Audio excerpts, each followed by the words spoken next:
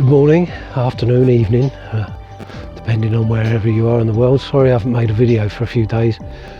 As you can tell, my voice is going, or had kind of gone. I've had a bit of a cold, and then I've just been hit with massive amounts of grief over the last few days and found life a bit difficult, to say the least. And so it was an absolutely stunning day today, and so I thought, well, I'll come out and make a video. But as you can see, within 5 minutes it's just become foggy, dark, dismal. It's just everywhere. So I don't know whether that's an omen. So have you ever been with someone in the last moments of their life? Have you ever witnessed the transition from this life into death, if you want to call it that? I have, and it happened a year ago, almost to the day. I've spoken to, it was my best friend who passed away on New Year's Eve stroke New Year's Day. I've spoken to his parents. I speak to his parents quite often, and they said it's okay for me to make this video, and so I want to share with you my best friend Dougie Degnin.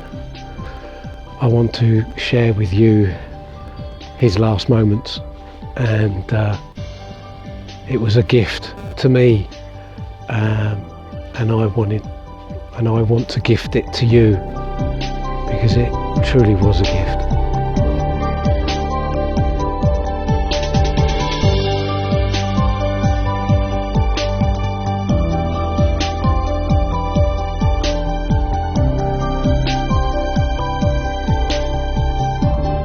Hi, and welcome to another video. I was hoping to get this one out by January the 1st, and I'm going to try and do that because this event that I want to talk about actually happened on January the 1st 2019, so exactly 1 year ago today. Basically, long story short, is my best friend died, and I was with him when he took his last breath, and it was a very beautiful experience for him as well, and I hope that it will give you some kind of peace, because I know a lot of people have been commenting about how frightened they are of dying. I hope you can take this video for what it is. It is the truth. I've spoken to Doug. My friend's name was Ian Degnin. Everybody, all his friends called him Dougie. Not exactly sure why, apart from his dad is called Doug. So if I do refer to Doug, I am actually referring to Ian. Unless I'm referring to Doug's dad, Doug, then bear with me. It gets a bit complicated. But Doug died on New Year's Day. It was 16 minutes past 1 in the morning, New Year's Day, so we just got to watch the fireworks. And at the very end of this video, it sounds like I'm still very hoarse.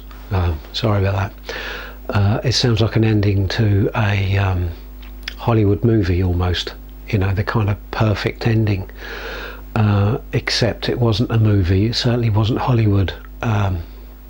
And my friend did die, so it wasn't perfect, not for me anyway, but it certainly was for him. And please let me explain. So it was the last time I actually saw Doug to speak to, have conversation with, if you like, was Christmas Eve 2019. He was feeling a little unwell. He had a bad spasm in his back and he couldn't move very well, so Christmas Eve I went to his flat and took some food over for him, and you know, Doug was the kind of person, I spoke to him every single day for years and years, and we would meet up 2-3 times a week, and it was Christmas last year that was the last time I spoke to him, or he spoke to me. We met many years ago. I was a cab driver in the town, in this city, and he got into my cab and we just hit it off straight away. And I was working as a part-time psychotherapist and hypnotherapist, so I'd work doing that in the evenings and the weekends, and the cabs I would work days, nights, whenever, you know. And he took a business card of mine, and about 2 months later he phoned me up looking for treatment for himself, and I saw him about 6 or 7 times. The treatment went fantastically, and we ended up being best of friends, really. So fast forward to Christmas Eve last year, popped in, saw him, dropped off some food, told him I'd ring in Christmas Day. Christmas Day came, and I did ring him. He didn't answer his phone. Nothing unusual for Doug. He was a musician, you see. He loved his music, and he loved writing music and composing and all the rest of it. And when he got his teeth into a piece of work, he wouldn't answer the phone, he wouldn't answer the door, and that was part of how Doug was, and that was all good. And then Boxing Day came, and I rang him again. There was no answer. Again, still I wasn't overly concerned. He seemed he had a bad spasm in his back on the Christmas Eve, but apart from that he was in good form. A couple of days went past and I hadn't heard from him. Started to get a little bit worried, and it was New Year's Eve on 2018, and I was lying in bed with Carol, and Carol said, look, I'm really worried about Doug, I'm going to phone the hospitals. So she did. While she did that, I jumped in the shower. Carol came into the shower, into the bathroom, and said, Doug's in hospital. And I kind of, oh my God, what's happened? And she turned around and said, he's at end of life. So what had happened is, unbeknownst to anybody, his family or anything, Doug had had a massive stroke Christmas Day, and wasn't found until a few days before. If I remember rightly, my timing might be a little bit off, but it wasn't found until a couple of days before. He was in his room, in his flat, for about 5 days. And was very close to death. They resuscitated him, brought him back, and he went to hospital.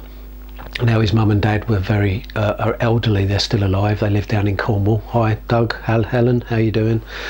Thanks for letting me make this video, by the way. So they couldn't get up to see him, so me and Carol jumped in the car, drove up to the hospital, and there he was in bed, end of life. He was in a coma, and there was no chance of him coming back. And so Carol stayed with me the day, and we shaved him. I've never shaved another man before, and shaving my best friend while he lied on his deathbed was humbling, is the only way I can put it. And then I guess 6 o'clock came, kids were at home, and of course it was New Year's, my daughter was going out, and so my wife had to go home and left me in the hospital with Doug, and it was just me and him for the rest of the night. We had a bit of a laugh and a chat. I had a laugh and a chat. He listened. He was a captive audience. He couldn't go anywhere. There was no verbal communication, but he was able to move his eyes in response to yes and no. And because I do the hypnotherapy, when I'm working with a client and they're in trance, I'm very focused on their face to pick up the micro movements of the face to give me an indication of how they're feeling in trance. And I could do exactly the same with Doug when he was in the coma.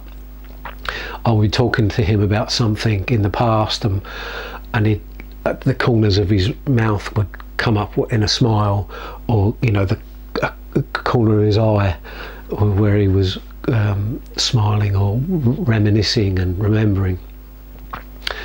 And I did a lot of that night.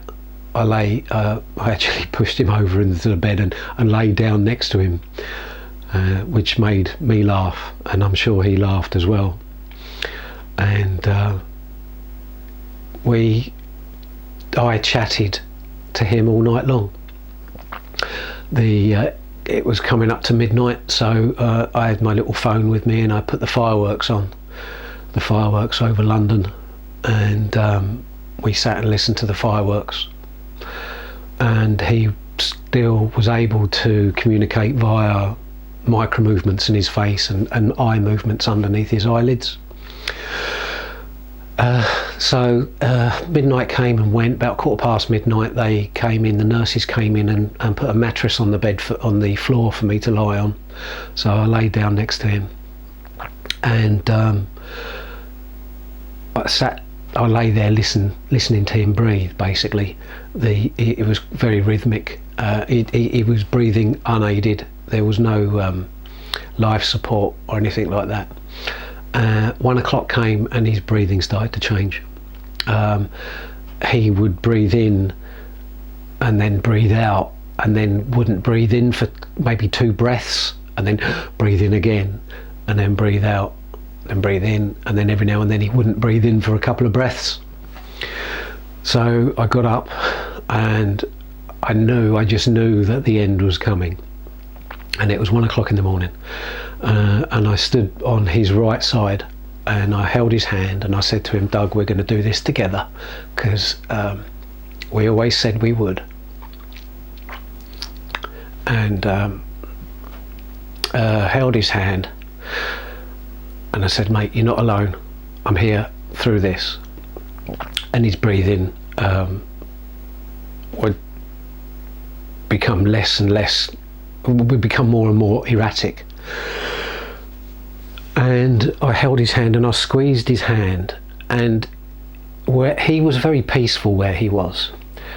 And when I squeezed his hand, it brought him back to his body, and I felt a sadness that he knew that he was going to be leaving, and he knew how sad that would make me. But I'd been having contact with Carol throughout the evening, of course, so I wasn't on my own as such.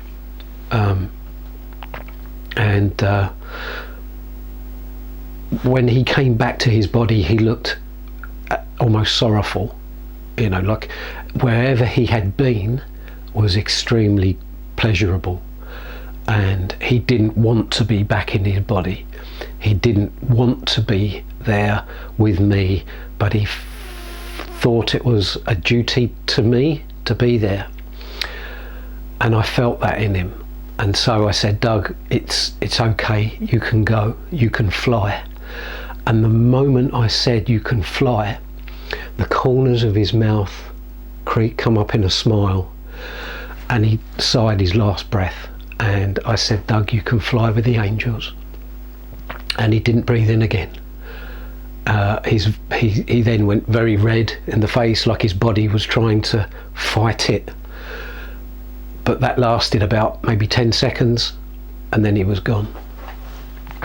And I cannot tell you what a privilege it was for him to share that moment with me.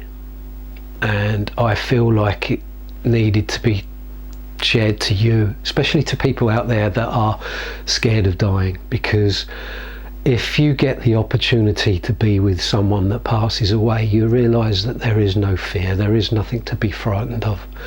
And Doug's gift to me was that there is an afterlife waiting for us, and it is so much more than what we experience now. And of course, I don't want to tread on people's belief systems. You're welcome to believe whatever you want, but I wanted to share this moment with you. I told Doug's mum and dad that I would, and it's now been done. Doug was my best friend, and he was, even though he was the reason I got into Reiki, because when I saw Doug for treatment, and I won't tell you why I saw him for treatment, but he proved to me that the human spirit really exists, and he put a lot of work into his recovery, and he recovered, and in doing so taught me that there was so much more to learn than the science that I'd been taught about. You move a memory from this part of the brain into that part of the brain, and it no longer has the emotional attachment that it used to have. There's so much more to it than that, and Doug taught me that, and that's what got me into Reiki and the healing side of life, more so than the hypnotherapy. And I will be forever in Doug's debt. Not just that he was able to share his life with me, but he was able to share his death with me. And I know that one day when I pass, that he'll be there, waiting, if you like. Maybe give me a round of applause, because he certainly deserved one. So sorry about the hoarse throat, and I hope you got the gist of the story. It was an amazing gift that he gave to me, and that gift should all be passed on to you. So I wish everybody a happy new year. It can certainly be no worse than, for me anyway, than 2019. I lost my best friend. 2018 I lost two good friends. 2019 I lost my best friend and my wife, who was also my best friend. So 2020 can only be up, right? Can it? So take care of yourselves, and I'll see you in a few days. Take care. Bye bye.